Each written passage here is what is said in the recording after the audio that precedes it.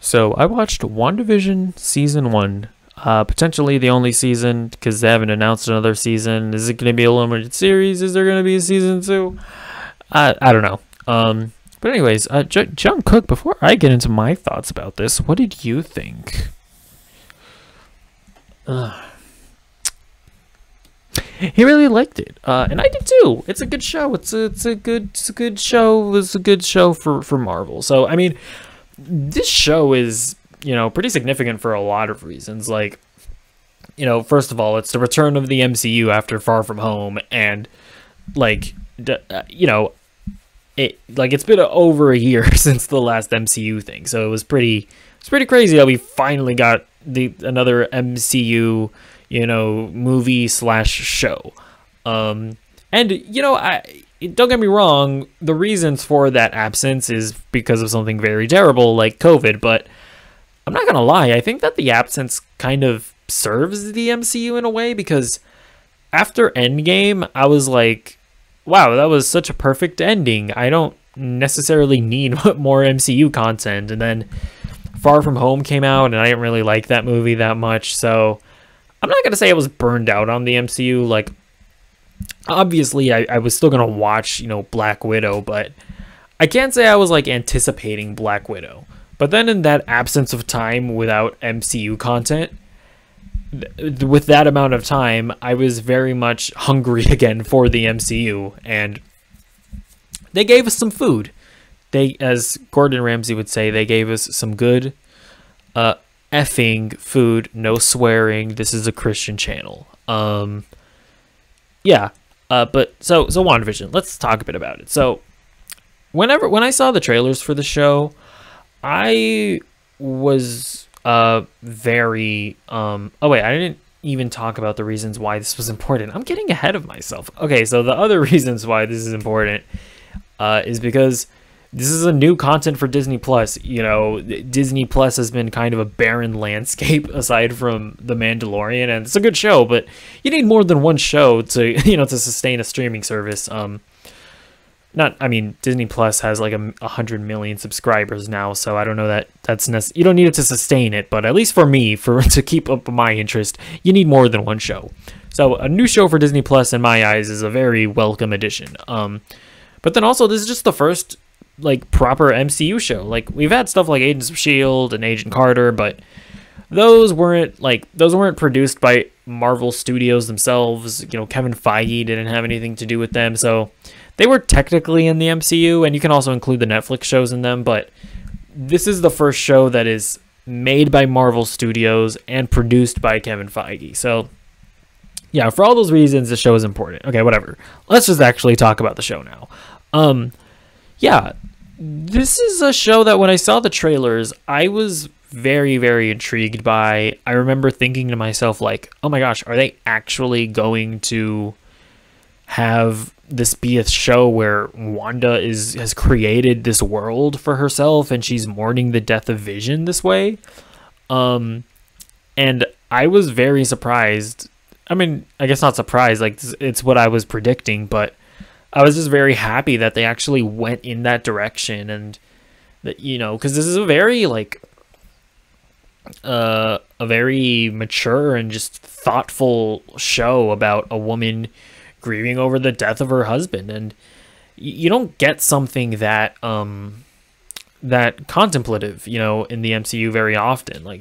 It's pretty crazy that there was really not that much action in the show. The vast majority of it is sitcom, are episodes of sitcoms with, very heavy themes sewn in throughout. And it's like you had like one scene where Jimmy Woo is fighting somebody, and then like the last episode where then it does turn into like a big Marvel movie where you have like Vision and Vision fighting and Scarlet Witch fighting Agnes, but aside from that, it was just a very, low-key, contemplative show about a woman grieving over her husband. And I thought that all that stuff was really cool. I will say, though, I think that the first 3 episodes were my favorite for me. And that's because those were the 3 episodes that had the most like aura of mystery surrounding them. Like, we didn't know exactly what was happening in those first 3 episodes. And there wasn't any of the sword stuff, which, you know, I'll get into later, but I just absolutely loved how vague and mysterious they were, and how they were just straight up episodes of sitcoms throughout, and hints as to what was happening were sort of peppered in. Like, you had the stuff where Wanda and Vision didn't remember where they were, and I remember just loving, you know, theorizing and trying to, you know, figure out why that is the case. And that was where the show was at its peak, right? Where we didn't know what was happening, but there were little hints peppered throughout the shows that kept us guessing and kept us theorizing. And then episode 4 came, and they started introducing all of the sword elements of the show, and that's when it kind of started becoming like, okay, this is a Marvel show. So these sword sequences are very bland and, you know, just kind of dull. I will say, though, I really enjoyed the Monica Rambeau character and the Jimmy Woo character and Darcy. Like, I think those 3 made those sequences not suck. Like, they were enjoyable still, but they were never, like, nearly as good as anything that was happening in the Hex. So that's where the show started becoming mixed for me, and that's the point where the show, it stopped being like an amazing show for me, because in those first 3 episodes I was like, oh my gosh, this is incredible. And then episode 4 came, and I was like, okay, this is a Marvel show. It's, you know, not to say that Marvel can't be incredible, but this just isn't as interesting as the Hex stuff, and it brought the show down a peg for me. That being said, even throughout it all, the show was carried by Elizabeth Olsen and Paul Bettany, because they were absolutely incredible in this show. Like, man, are their performances great. And it's very, they had to give very subtle performances that really, and it's a very hard thing to do, but they pull it off really well. Like, having to, you know, just completely nail these different iterations of their characters throughout each era of sitcoms was really impressive. Like, they had to subtly change their performances like week to week, and it totally worked really, like, really well. And every time that like that like Wanda's magic would break, and that they would, or I mean, the magic wouldn't break, but every time they would like break out of character, like within the show, you know, like every every time they would be like, huh, I can't remember where we are, like, what are we doing here? Like, all that stuff is very subtle, but it's very important to the viewer trying to figure out what's happening, you know. And like the episode where, you know, where Paul Bettany starts to like suspect what's going on, and he's kind of just being he's being like, huh, I wonder what's going on here, like, what is it Wanda telling me? Like, all that stuff was so subtly done within the character that he's playing in the sitcom. Like, that, like, these performances are, I mean, they're not underrated because everyone's praising them, but it is really, like, you cannot understate how good these actors were in the show. So complete props to them for just delivering incredible performances and really carrying the show. So I mean, yeah. Basically my thoughts on the show are, I really liked it. My love for it came down a peg after episode 4, when the sword stuff started just coming in and just not being nearly as interesting as the stuff in the Hex. And, you know, I straight up didn't like the sword director who ended up becoming the villain. Like, he just felt so generic. I don't know, like, there was just nothing going on with that guy that was interesting in the least. And the ending also, I didn't love the ending. So I think one of the reasons why I didn't love the ending was because it didn't commit to Vision being dead. Like, throughout the show, I was really hoping that they could commit to, like, yes, Vision is dead. This Vision, he's not real, or he's not the real Vision. and he's not going to exist out of the hex. And I was really hoping that they could commit to Wanda having suffered this loss, and she's not going to come out of this good. It felt like that was what they were setting up, and I was going to be really impressed with Marvel if they actually went through that. And the ending was weird because they have this very emotional scene where Wanda says goodbye to this vision that she created in the hex, and it's very emotional. Paul Bettany and Elizabeth Olsen are incredible in this scene. But it was kind of undercut because in the previous episode you see him, and then in the last episode you found out that there's another vision. There's a white vision. And in the last episode, the hex vision gives that vision his memories back, or he's like able to access them in his brain or whatever. And it was very weird because after that happened, I was thinking to myself, like, okay, is this just going to be Vision from now on? He has all of his memories. Is this going to be Vision from now on? So then that's in my head. And then when Wanda and the Hex Vision guy person thing, when they're having this very emotional goodbye, when she says goodbye to her kids, that was heartbreaking. But in the back of my mind, when she's saying goodbye to Vision, I'm like, well, there's another Vision out there. Is he essentially the same Vision? And so that's what kind of undercut the ending for me. And then, and then she loses her. And another thing is that she loses her kids in the hex.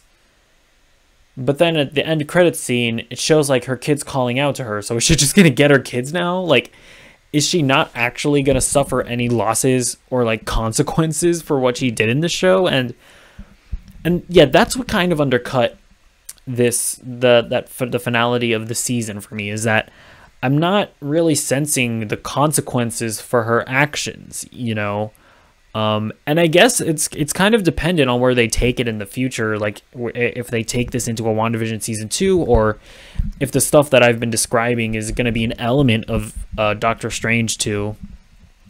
I'm just not really sure. So yeah, the ending it was also just very mixed for me because I'm not sure where they're gonna take it. Like my enjoyment of the ending and my opinion on the ending is very reliant on where they take it next. So I don't know. This review is just kind of me rambling, but I think I was coherent and I think I've expressed my thoughts well. So that's my thoughts on WandaVision. Overall I really liked it. The lack of not sticking to the sitcom stuff and the just averageness and blandness of the sword stuff, and then that ending, that uncertainty of the ending and the dissatisfaction that I felt while watching it, because I had so many other questions about these other things of, is that Vision gonna just replace Vision and be the same Vision with the same memories, and then is she gonna like not end up losing her kids and not suffering any consequences for what she did in Westview? Like, just all that stuff, it kept the show from being like this incredible, very original, very creative Marvel show, to being like, okay, this is still pretty great. I still really enjoyed my time with it. Elizabeth Olsen and Paul Bettany were incredible in this show, so I still really like it. I just can't say that it's this incredible show that I think is like amazing, So yeah, those are my thoughts. But I also did want to touch on this real quick.